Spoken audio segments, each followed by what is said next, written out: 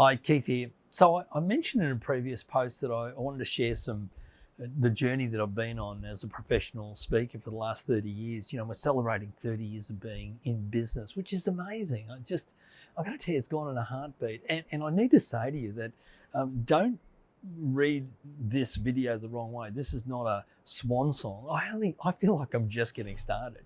So I wanted to share with you a couple of things that has happened to me as I've been presenting. I've got to tell you, one of the really great WFT moments that I had was I was due to stand up and present to about 500 people in an audience. And of course, if you can think of most conferences, the MC stands up, they introduce the CEO, the CEO does the statement to the nation, and then they bring on the opening keynote. And for me, I was the opening keynote. And so I'm going to talk to people about their goals and aspirations, vision for the future, and you know, how do they not just set goals but achieve what's important to them. And so the CEO stands up and he says, look, you know, it's been really tough, and I'm sitting on the side there ready to, you know, come on. And you know, it's been a really tough, 12, 18 months, and you know, it's you know, we really had to knuckle down, and I really appreciate everybody knuckling down and you know, working hard to help us achieve what we want to achieve. And he said, but as a CEO, I've made a decision that we're going to have to let some people go.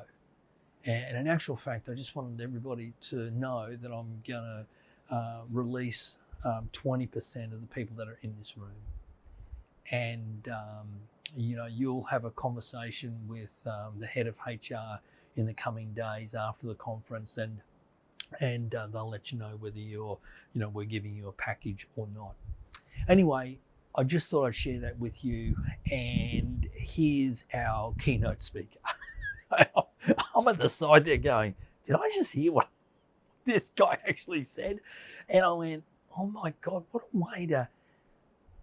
I got to tell you, I felt exceptionally sorry for the audience, and I just thought, what a really terrible way to, you know, rip off a Band-Aid at a conference that's supposed to be a celebration.